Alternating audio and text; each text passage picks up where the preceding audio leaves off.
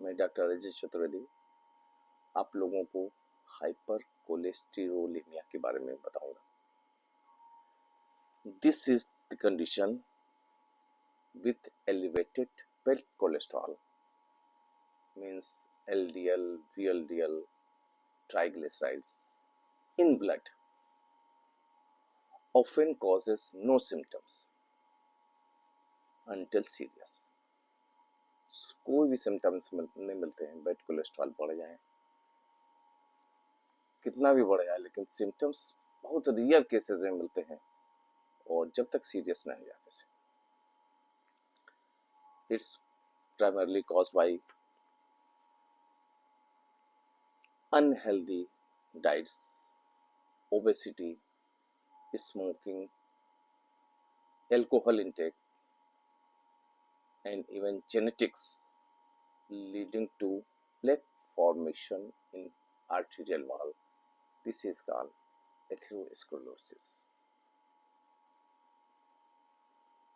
दो तरह के कोलेस्ट्रॉल हैं, बैड कोलेस्ट्रॉल और गुड कोलेस्ट्रॉल।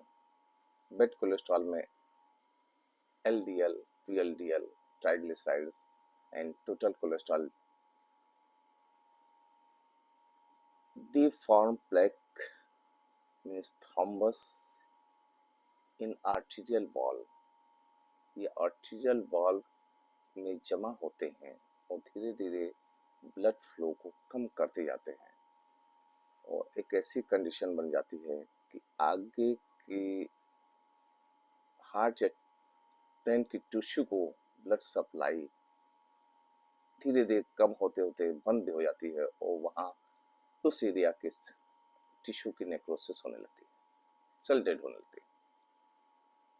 एक गुड कोलेस्ट्रॉल होता है जिसको HDL बोलते हैं, हाई डेंसिटी लिपोप्रोटीन। यह बैड कोलेस्ट्रॉल को आर्टरीज कुछ थोड़ा बहुत जो जमा होते हैं आर्टेरियल वाल्स में, उनको ब्लड से लीवर में लाकर उसको डंप करता है।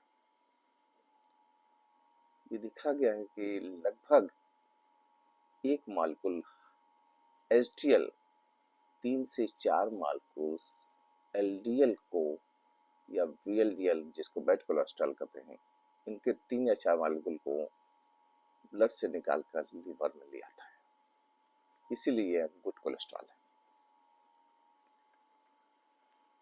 अगर हम साइन सिम्टम्स के बारे में देखें, there is hypercholesterolemia is typically asymptomatic.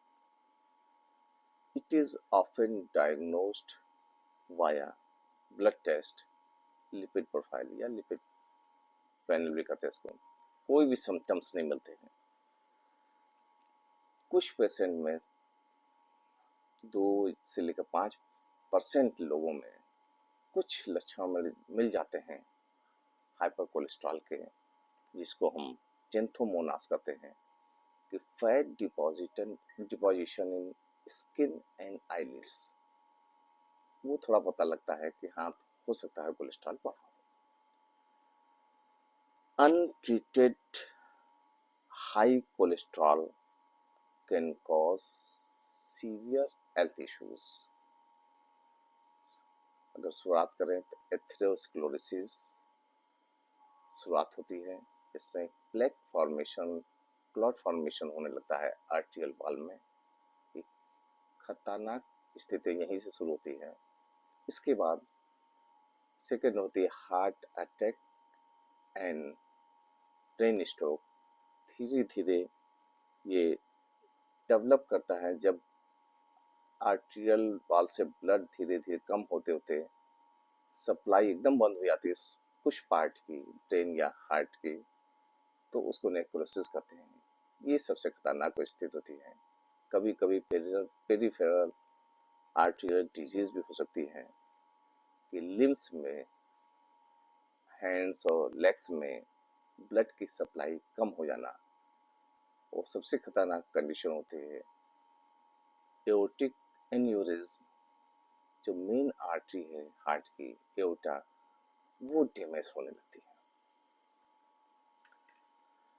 अगर हम रिस्क फैक्टर देंगे हाइपर कोलेस्ट्रेमिया की, तो डाइट मेन है कारण इसका, और सेकंड है फिजिकल इनएक्टिविटी। डाइट में eating high amount of saturated and trans fat, ये बहुत बड़ा कारण है। अब सैचुरेटेड और ट्रांस फैट क्या है इसके बारे में बताते हैं आपको। Saturated and trans fats are unhealthy dietary fat that increase risk of heart attack, stroke, and even diabetes by raising bad cholesterol.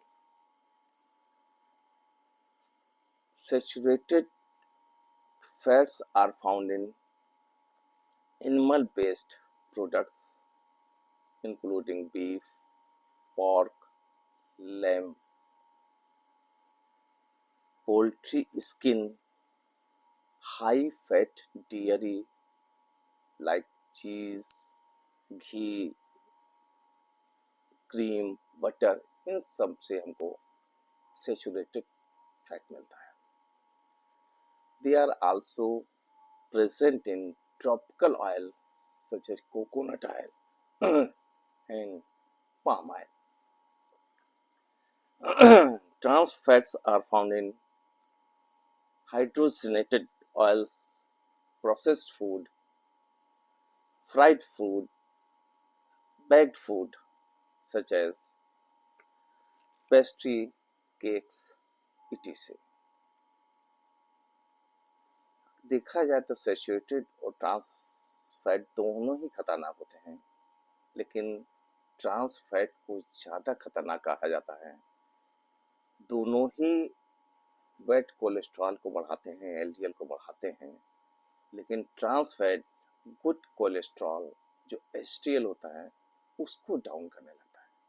इसलिए ज़्यादा खतरनाक ट्रांस फैट है in comparison to saturated fat.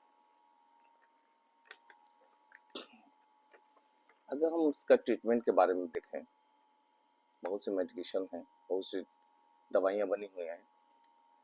To correct this it is necessary to take nutritious food, exercise at least 30 minutes per day, stop smoking and high alcoholic intake, avoid oily and processed food। ये सब बात का हमको ध्यान रखना पड़ेगा, और खासकर हम फाइबर रिच डाइट लें, फ्रूट्स लें, वेजिटेबल्स लें, ये हम सबके लिए बहुत अच्छा होगा। You all stay healthy and happy. Thank you.